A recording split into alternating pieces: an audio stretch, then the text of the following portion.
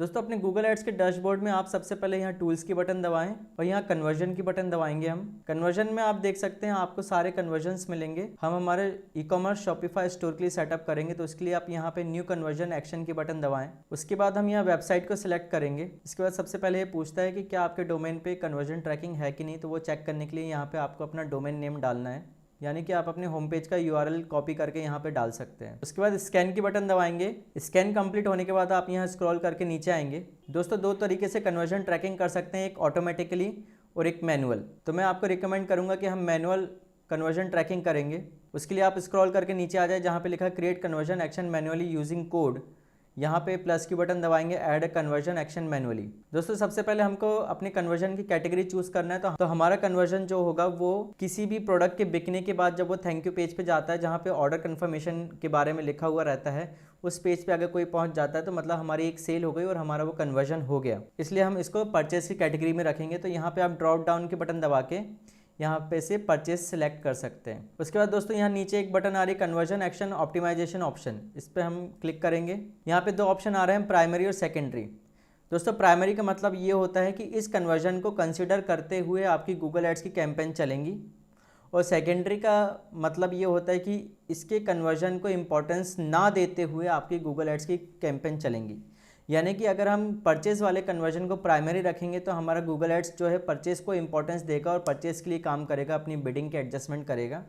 और अगर हम जैसे ऐड टू कार्ट हो गया या चेकआउट इनिशिएट वाला पेज हो गया, उसको अगर हम सेकेंडरी रखते हैं तो वो ये केवल ऑब्जर्व करेगा, उसके हिसाब से अपने बिडिंग का ऑप्टिमाइजेशन नहीं करेगा। तो आई विल सजेस्ट कि अपने परचेस को आप यहाँ पे प्राइमरी रखेंगे। इसके बाद आप यहाँ पे कन्वर्जन में नेम डाल सकते हैं। तो आप डाल सकते हैं परचेस। मैं फिलहाल यहाँ पे डालूंगा परचेस डेमो, क्योंकि मैं आपके लिए एक डेमो कन्वर्जन क्रिएट कर रहा हूँ। अब दोस्तों यहाँ पे वैल्यू आता है। वैल्यू में हमको 3 ऑप्शन मिलते हैं। Use the same value for each conversion, आपको सेम वैल्यू देनी है ईच कन्वर्जन। लेकिन अगर हमारा ई कॉमर्स स्टोर है तो सभी प्रोडक्ट की सेम वैल्यू नहीं होती, इसलिए हमको सेकंड ऑप्शन चूज करना पड़ेगा, use different value for each conversion. एक तीसरा ऑप्शन होता है don't use value for this conversion, पर हमारे ई कॉमर्स के लिए ये लागू नहीं करेगा। अगर आपका कोई ऐसा कन्वर्जन है जिसकी कोई वैल्यू नहीं है तो आप उसको भी चूज कर सकते हैं। अब दोस्तों इसमें एक ऑप्शन आता है एंटर अ डिफॉल्ट वैल्यू। वैसे तो दोस्तों आपका ई कॉमर्स का कन्वर्जन होगा तो वहां से आपके गूगल को उसकी वैल्यू का उसका डेटा मिल जाएगा, लेकिन फिर भी आप यहाँ पे एक डिफॉल्ट वैल्यू डाल सकते हैं, क्योंकि अगर कन्वर्जन का वैल्यू नहीं मिलता है तो इस वैल्यू को गूगल एड्स यूज करेगा अपने वैल्यू शो करने के लिए कि कितनी वैल्यू का कन्वर्जन हुआ है। अब यहाँ पे कितनी वैल्यू डालें ये आपके मन में सवाल आ रहा होगा, तो इसके लिए दोस्तों आप अपनी एवरेज ऑर्डर वैल्यू डाल सकते हैं। मतलब आपके जो एवरेज ऑर्डर कितने रुपए के जाते हैं, लेट से 1000 रुपए के एवरेज ऑर्डर होते हैं, या तो फिर आप लास्ट 30 डेज की टोटल नंबर ऑफ ऑर्डर्स देख सकते हैं और टोटल रेवेन्यू को डिवाइड कर सकते हैं टोटल नंबर ऑफ ऑर्डर से, तो आपका एवरेज ऑर्डर वैल्यू आ जाएगा। उसको आप यहाँ पे डाल सकते हैं। वो होगा लगभग आपका 500, 1000, 1500 जो भी आपका हो, वो आप यहाँ पे लास्ट 30 डेज के revenue divide by last 30 days के टोटल नंबर ऑफ ऑर्डर्स को डिवाइड करेंगे तो वो आ जाएगा। बहुत ज़्यादा इंपॉर्टेंट भी नहीं है एकदम सटीक होना, लेकिन आप यहाँ पे डाल सकते हैं। वैसे तो वो आपके थैंक यू पेज से सारी वैल्यू ले लेगा। अब दोस्तों हम नीचे आते हैं, यहाँ पे आता है काउंट। ये पूछ रहा है कि आपको हर कन्वर्जन जो है काउंट करना है या हर बार सेम कन्वर्जन को एक ही बार काउंट करना है। तो हमारा यहाँ पे रहेगा कि हर कन्वर्जन को काउंट करना है, क्योंकि ई कॉमर्स पे अगर बाइंग हो रही है तो सेम प्रोडक्ट 2, 3, 4 बार भी खरीदा जा सकता है एक ही पर्सन के द्वारा, इसलिए हम यहाँ पे एवरी को ही रहने देंगे। उसके बाद जो नीचे की सेटिंग्स आ रही हैं इसको एज इट इज़ रहने देंगे, क्योंकि यही बेस्ट है अपने लिए। फिर हम यहाँ पे डन की बटन को क्लिक कर देंगे। अब इसके बाद दोस्तों ये सेटअप हो गया। अब यहाँ पे हमको नीचे सेव एंड कंटिन्यू की बटन दबानी है। अब दोस्तों यहाँ पे हमारे पास 3 ऑप्शन है कि हम गूगल टैग डाल सकते हैं अपनी वेबसाइट पे, या तो फिर हम हमारे वेब मास्टर को या हमारे वेब डेवलपर को जो है ईमेल कर सकते हैं सेकंड ऑप्शन से, या हमारे पास थर्ड ऑप्शन है गूगल टैग मैनेजर का यूज़ करके हम इस कन्वर्जन को सेटअप कर सकते हैं। तो मैं आपको सजेस्ट करूंगा कि गूगल टैग मैनेजर का यूज़ करके ही हम कन्वर्जन को सेटअप करना चाहिए, और आज भी हम वैसा ही करेंगे। अगर आपको गूगल टैग मैनेजर सेटअप करते नहीं आता है तो आपको डिस्क्रिप्शन में गूगल टैग मैनेजर सेटअप करने की लिंक मिल जाएगी कि कैसे अपने शॉपिफाई स्टोर से अपने गूगल टैग मैनेजर को कनेक्ट करना है। अब हम यहाँ से इसको ऐसा ही छोड़ के सीधे चलते हैं अपने गूगल टैग मैनेजर के पेज पे। दोस्तों अब हम गूगल टैग मैनेजर के पेज पे आ गए हैं। यहाँ पे हमारा ऑलरेडी कन्वर्जन ट्रैकिंग सेटअप है, लेकिन आपके लिए मैं फिर से एक और सेटअप करके बताऊंगा। तो सेटअप करने के लिए आप सीधे आ जाए, यहाँ पे न्यू के बटन को हम दबाएंगे। न्यू के बटन को दबाने के बाद यहाँ पे पेंसिल के बटन को हम दबाएंगे और इसमें हम चूज कर देंगे गूगल एड्स कन्वर्जन ट्रैकिंग। इसको चूज करने के बाद दोस्तों यहाँ पे आपके पास ऑप्शन ऐसा भी आ सकता है conversion linker tag not found, जैसे कि मेरे में सेटअप है, आपके में सेटअप ना हो।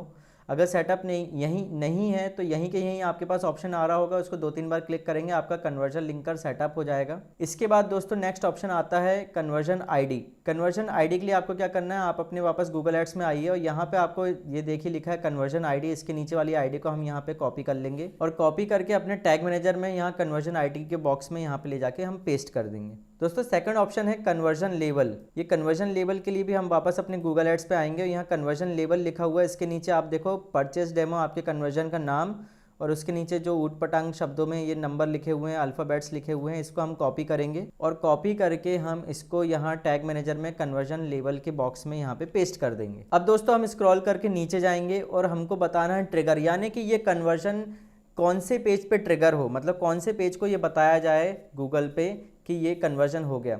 तो उसके लिए आपको थैंक यू पेज का यूआरएल पता होना चाहिए। थैंक यू पेज से मेरा मतलब है कि जब भी किसी ने आपके प्रोडक्ट को बाय कर लिया तो जब वो फाइनल पेज पे आता है जहाँ पे ये लिखा हुआ है योर ऑर्डर इज़ प्लेस्ड या thank you for this purchase और आपकी ऑर्डर डिटेल है, उस पेज का यूआरएल आपको पता होना चाहिए। तो उस पेज के यूआरएल पता होने के लिए आप एक डेमो बाइंग कर सकते हैं। उसके लिए दोस्तों आप अपनी वेबसाइट पे जाके एक प्रोडक्ट को पूरी तरह से परचेस करेंगे और लास्ट पेज पे जाके रुके रहेंगे। तो मैं यहाँ पे किसी प्रोडक्ट को परचेस करता हूँ, ये किसी भी डेमो वेबसाइट पे मैं आ गया हूँ, यहाँ पे मैं आपको परचेस करके बता रहा हूँ, मुझे बस आपको बताना है कि यूआरएल में क्या चीज़ कॉपी करना है।